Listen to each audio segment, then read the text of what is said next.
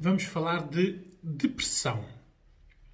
Toda a gente já ouviu falar de depressão, não é? Ou teve, ou conheceu alguém que teve.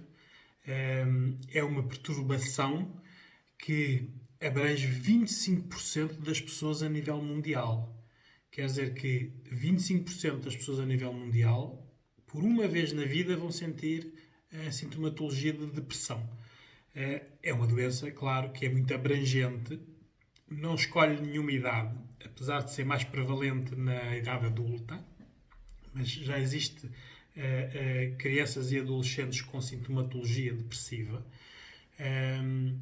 É uma doença que está generalizado o seu tratamento através de farmacologia, de medicamentos.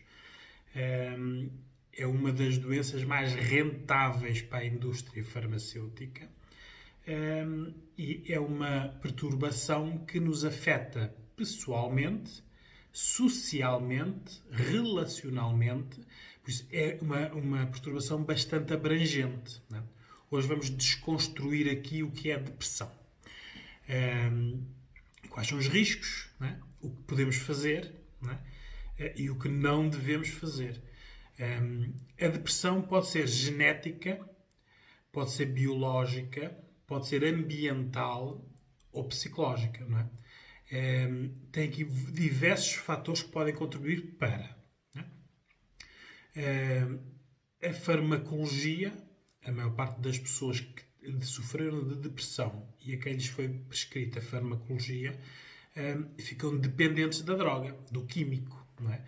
O químico em si vai originar no corpo as respostas biológicas que nós não conseguimos sem um medicamento se não tivermos outro tipo de acompanhamento. Os medicamentos são aconselhados pelos psiquiatras, que podem prescrever farmacologia, e existe a alternativa dos psicólogos, que fazem a intervenção na depressão sem farmacologia. São dois caminhos que vão dar ao mesmo destino. Os tempos e as necessidades de cada pessoa é que ditam o acompanhamento, não é? Geralmente a pessoa vai para a farmacologia porque não pode ficar impedida de funcionar. Na prática, uma pessoa quando tem depressão deixa de poder, por exemplo, exercer a sua profissão. Ora, a farmacologia, através do químico, permite a inibição de certos contextos dentro de nós e agita, neste caso, energiza outros. Por isso, há milhões de pessoas a trabalhar em todo o mundo dependentes de drogas para não estarem depressivos em casa, não é? Por isso também é uma doença que a nível laboral causa muito absentismo, muitas faltas. São pessoas que depois, não gerindo bem, mesmo a medicação, acabam por ser pessoas que não se integram muito bem em equipes. Por isso é uma doença que causa muitos transtornos. Daí as pessoas recorrerem muitas vezes ao medicamento, porque é mágico, não é? A pessoa toma um medicamento, não resolve a causa, nem encontra a causa, mas trata a consequência, que é o estado em que a pessoa está, não é? A psicologia faz a intervenção indo à causa. Por isso, se nós formos à causa da depressão, conseguimos fazer a mudança de maneira a pessoa hoje não ser afetada pelo que lhe aconteceu ontem. Porque a depressão é isso, não é? A depressão é algo que vem do passado e que nos invade hoje. Eu costumo dizer que a depressão é um inimigo que nos invade, o nosso corpo, não é? Entra dentro de nós e vai ocupando cada vez mais espaço e nós, o nosso eu, cada vez fica mais pequenino e com menos defesas, não é? Isto é como aquelas familiares que vêm passar uns dias e que ficam uns meses em nossa casa, não é? Nós não sabemos como os meter na rua porque gostamos deles, temos medo de os magoar e então vamos permitindo, admitindo e eles cá ficam, não é? A depressão tem esse lado, não é? É que se a pessoa não pedir ajuda, a pessoa vai cada vez mais ter menos ferramentas para combater, não é? Por isso, um dos fatores de risco é o isolamento, que é o que nós estamos a viver neste momento. Aqui, a diferença, para terminar, entre a psiquiatria e a psicologia é que a psiquiatria trabalha na consequência, é mais rápido porque o químico está a substituir algo que deveria ser feito na origem, na causa, e a psicologia trata na origem, na causa, mas demora mais tempo. Nunca menos uma pessoa que esteja com depressivo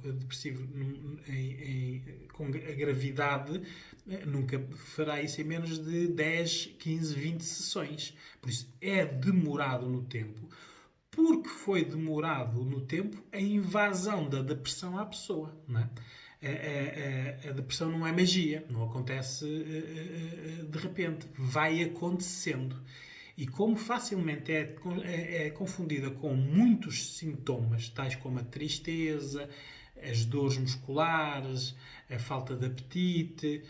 Ora, quando existem estes sintomas, nós não pensamos em depressão. Não é? Vamos isolando os sintomas e vamos resolvendo. Tenho falta de apetite, vamos comer mais, ou tomar alguma coisa para comer. Ora, mais químicos. Não estou a dormir bem, vou tomar alguma coisa para dormir, mais químicos. Por isso, na prática, nós vamos gerindo estes sintomas isolados e não os juntamos todos para ver que é uma depressão, que pode ser ligeira, não é? E passar, pode ser moderada, deixa-nos funcionais, mas afetados, ou grave, não é? Que deixa-nos completamente ou dependente de farmacologia, não é? Ou de tratamento especializado, porque tem que haver intervenção. Por isso, a depressão acontece quando há mudanças drásticas. Quando existem episódios no nosso passado de traumas, sejam eles quais foram, bullying, por exemplo, violência doméstica, sofrida ou assistida, tem aqui muitas a possibilidade da pessoa ter depressão por estar com pessoas deprimidas. Também poderá ser depressão por contágio. O contexto também influencia. Aqui o importante é vermos que consequências a depressão tem em nós, porque a depressão não é igual em todas as pessoas. Todos nós temos mais ou menos ferramentas para combater, mais ou menos resiliência para aguentar. Uma coisa é certa, todos os estudos científicos comprovam que as pessoas que pedem ajuda mais cedo são aquelas que têm mais sucesso nos tratamentos, nas intervenções, sejam elas quais forem, farmacológica ou intervenção através de terapia psicológica. Ora, aí está. Quanto mais cedo não deixaram os sintomas progredir, invadir-vos mais. Né? Por isso, vamos falar dos sintomas. Né? São sintomas que têm que ser sentidos durante um período de tempo, geralmente um mês, né? Em que todos os dias nós temos a maior parte destes sintomas que eu agora vou dizer. Né? São muitos sintomas. Isto é uma doença que é bastante inibidora do ser humano. Né? Tristeza é um dos sintomas. Cansaço físico e mental. Né? Perda de foco, perda de concentração, não conseguimos fazer uma tarefa até o fim. O cansaço físico, que geralmente vem de outro sintoma, que é a alteração dos sonos. Por isso, a pessoa, quanto menos dorme, mais cansado fisicamente fica, mais tensões fica, mais dores tem. Isto depois é um ciclo. Tudo isto está aqui, umas a influenciar os outros sintomas. Não é? Apatia, quando nós ficamos muito virados para dentro, muito parados. Crises de choro permanentes, né? Tudo nos faz chorar. Sentimento de inutilidade. Isto acontece muito, por exemplo, nos cuidadores. Há pessoas que passam anos a cuidar de alguém e esse alguém morre e a pessoa deixa de ter utilidade, porque a vida dela era ser cuidadora. Né? Por isso, ou a pessoa deixar de reconhecer as suas competências, por exemplo, até a nível profissional, e sentir-se inútil, não está lá a fazer nada. Né? Todos sabem mais do que ela não serve para aquela função. Irritabilidade um sintoma que acontece em muitas perturbações que nós temos, porque geralmente a irritação é quando nós atacamos, não é? Sentimos-nos atacados e como ficamos irritados, muitas vezes porque não compreendemos a mensagem, às vezes nem a ouvimos, mas como sabe, sentimos que nos estão a atacar, ripostamos, não é? Ficamos mais irritados, por isso às vezes coisas simples irritam-nos, não é? Irritabilidade é um dos sintomas.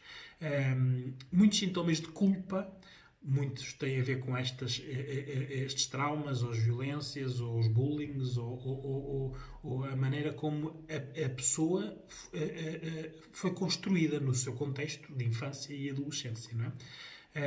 A diminuição do desejo sexual, quando a pessoa deixa de ter qualquer tipo de desejo, ou quando tem ideação suicida, quando pensa na morte, não é? Pensa em pensamentos e depois programa e executa, não é? Tudo isto junto é muito perigoso, não é? Aqui o que nós temos que ver é que não é um destes sintomas isolado que faz uma depressão, mas basta ter um destes sintomas para nós vermos que não estamos a funcionar bem. Já só isso nos leva a pedir ajuda, não é? O que é importante é isto acontecer no tempo, não é? Se isto acontecer durante uma semana, 15 dias, muito bem, pode ser resultado de algo passageiro. Um mês, 2 meses, 3 meses, nós já sentimos que não funcionamos bem e que alguma coisa está errada. 4 meses, 5 meses, 6 meses, 1 ano, é natural que nós não estamos bem. Aliás, mesmo no nosso dia-a-dia, com as outras pessoas e no nosso trabalho, nós temos perda de tudo. Perdemos pessoas, perdemos trabalhos, aí afeta a nossa autoestima, a nossa função, a noção de confiança e de segurança no que sabemos fazer, e tudo isto nos vai sendo retirado e invadido por a depressão. É importante aqui nós também vermos que existimos nós e os outros, não é? Muitas vezes nós estamos com depressão e nós não entendemos muito bem o que é uma depressão, mas exigimos aos outros que saibam o que é uma depressão. Ora, quem nunca sentiu os sintomas de depressão, então aí é que não compreende mesmo. Pega num livro, não é?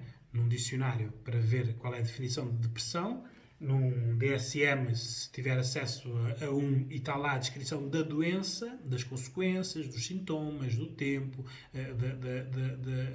dos tratamentos, algo mais técnico, porque aí é preciso ajuda, mas é preciso nós vermos que o outro não percebe o que nós estamos a passar, porque às vezes nem nós percebemos o que se está a passar. Não é? Por isso, tem que haver aqui muito um diálogo para que não aconteça. Às vezes nós perdemos uma pessoa, porque aí entra a tal irritabilidade, a falta de paciência, o desejo de diminuição sexual, e isso numa relação vai degradando com o tempo. Não é? E se a pessoa não pedir ajuda, do outro lado, a outra pessoa na relação pode dizer: ok, se tu não pedes ajuda, o que é que eu estou aqui a fazer? Não é? Por isso é muito importante. Ora, aí está, aquelas pessoas que pedem ajuda logo nos inícios da perturbação têm mais sucesso de não deixar estas situações evoluírem, não é? Porque aqui o que nós precisamos é de ter atenção, porque a depressão, nós terminamos com as rotinas, deixamos de ter objetivos, ficamos desmotivados. Por isso, quando as pessoas perguntam o que é que eu tenho que fazer para vencer a depressão, ora, é fazer aquilo que deixaram de fazer, né? Primeiro, pedir ajuda. Isso é importante, né? Quando uma pessoa pede ajuda, já viu que não consegue. Por isso, essa é a parte em que a pessoa tem que ter os parabéns por pedir ajuda. E depois é ver que ajuda é que lhe é prestada e cumpri-la, não é? No caso da farmacologia, cumprir religiosamente o tratamento, não é? No caso da psicologia, tem que fazer as atividades que são propostas pelo psicólogo, não é? Porque as atividades, e agora vou falar de psicologia porque é a minha área, têm que passar sempre por rotinas, não é? Implementar rotinas no dia-a-dia para nós estarmos a combater esta falta que nós sentimos, que nós deixamos de ser nós. Muitas vezes as pessoas dizem: eu estou neste corpo, mas parece que este corpo não é meu, não me obedece, não é? Deixam de tomar banho, deixam de se arranjar, deixam de comer. Por isso, outro dos sintomas é quando se perde muito peso rapidamente ou se ganha muito peso rapidamente, não é? Por isso, é preciso criar rotinas. Sem rotinas não se vende a depressão. Porque a depressão é uma rotina.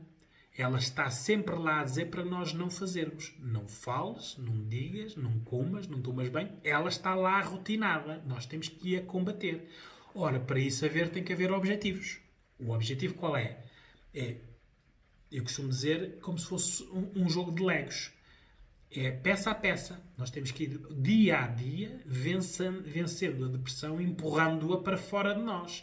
Isto não é nada que se faça logo. Não é? Nós não conseguimos retirar uma depressão moderada ou grave dentro de nós de repente, porque ela invadiu-nos lentamente. Não é?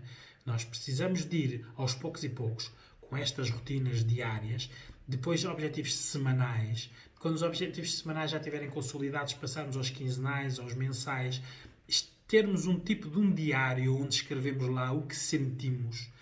É muito importante, isso eu recomendo muito para mim, às minhas clientes, que é no diário dizermos lá o que é que nós sentimos fisicamente e emocionalmente. Né? Porque o físico e o emocional ajudam-nos a nós vermos que tipo de depressão poderá ser. Porque existe uma variedade de depressões. Alguns exemplos. Existe o transtorno depressivo persistente, que é quando a pessoa está numa depressão grave. Há depressões pós-parto. Muitas mulheres têm depressão pós-parto e muitas vezes não são tratados depois do parto e depois eles aparecem recorrentemente mais tarde. Mas a origem foi o parto. Há a origem, a depressão psicótica, né? Que é depois de uma depressão grave, em quando a pessoa já começa a ter delírios, a ver e ouvir coisas, ou ter crenças muito fixas em algo que as outras pessoas não acreditam. Existem transtornos mais leves, como os sazonais. Não é? Há pessoas que ficam deprimidas da passagem do verão para o inverno, do inverno para o verão. A luz solar tem grande influência. E depois tem, por exemplo, o transtorno afetivo bipolar, que é quando a pessoa tem, em pouco tempo, ou fica eufórica ou fica muito triste. Não é? Tem aqueles dois estados opostos, o 8 ou 80. Por isso, há aqui muito tipo de depressões. E nós temos que ir fazendo um diário de maneira a criarmos um padrão físico e emocional da depressão daquela pessoa. Porque aquele diário depois não dá para outra pessoa, porque os sintomas são diferentes de pessoa para pessoa, o contexto é diferente de pessoa para pessoa. Por exemplo, às vezes as pessoas perguntam-me se a pessoa depressiva estará melhor sozinha ou acompanhada, não é? Tem a ver com a pessoa, não é?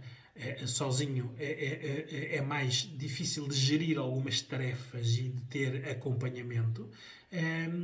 Acompanhado pode ter um parceiro ou uma parceira que não percebam aquilo que vocês estão a combater. Não é? Por isso, isto é caso a caso. Daí é necessário o pedido de ajuda precoce, de maneira a nós vermos essa situação. Mas implementar rotinas é obrigatório. Levantar de manhã, lavar os dentes, pentear, arranjar, vestir, fazer a cama, limpar a casa, ir trabalhar. Se estiver funcional e se puder trabalhar. Ou as pessoas que não trabalham, fazerem as rotinas que deveriam fazer antes. Porque nós tivemos sempre um antes da depressão. Não é?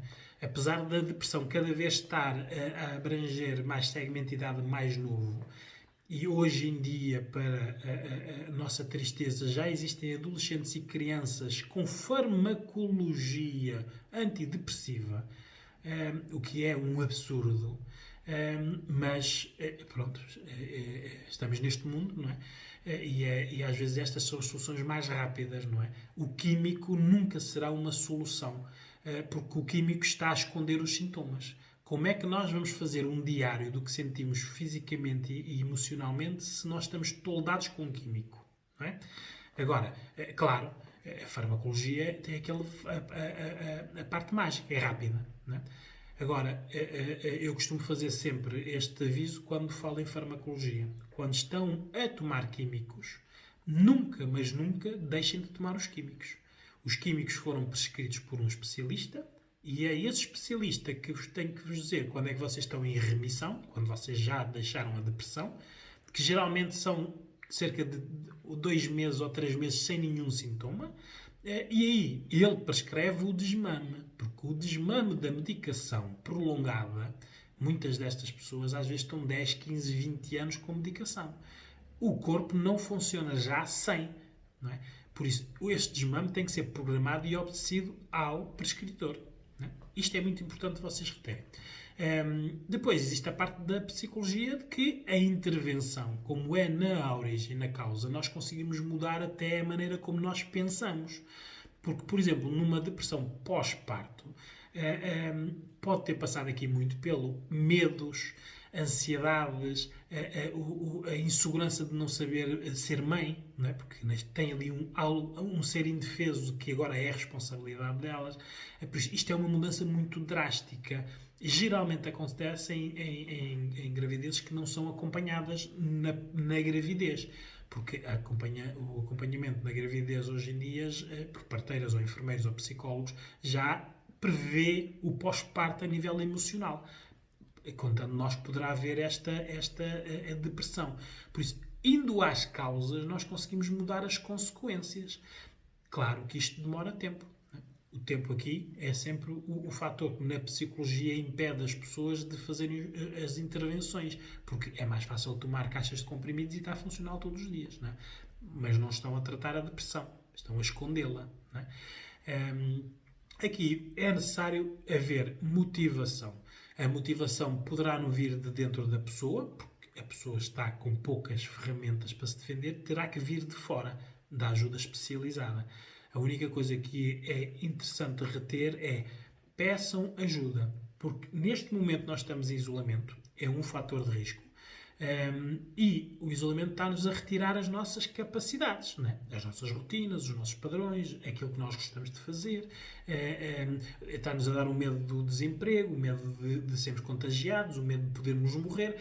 Está aqui muita situação, uma mudança drástica que poderá estar a originar sintomatologia depressiva. Aqui o meu e-mail no Facebook está sempre disponível para vocês, por escrito, enviarem o vosso caso concreto.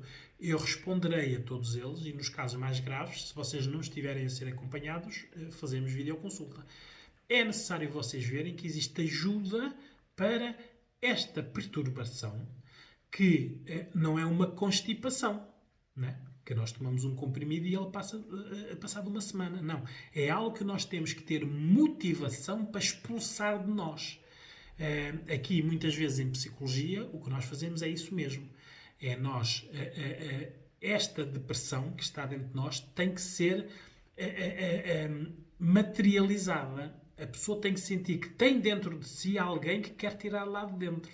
Por isso, é importante nós irmos, com o tempo, todas as situações em que nós deixamos de fazer, temos que culpar esta doença. E a doença, depois de ter muitas culpas, nós começamos a criar algum tipo de aversão, raiva à doença e expulsamos-la. Para isto é preciso esta tal motivação. As rotinas, os diários, a compreensão através do diário do que é que nos passamos todos os dias, de maneira a nós detectarmos a doença, compreendemos-la e expulsar. Né? É importante o pedido de ajuda para isso mesmo, porque a intervenção especializada permite ver de fora vocês, porque vocês têm algo dentro de vós, mas que vocês não conseguem ver, só conseguem sentir. Né? Por isso, se precisarem de ajuda, peçam. Né? Nas redes sociais, o que não faltam agora são psicólogos e médicos que estão disponíveis para ajudar. Peçam ajuda. Não fiquem sozinhos com a depressão, porque isso é fazer-lhe a vontade.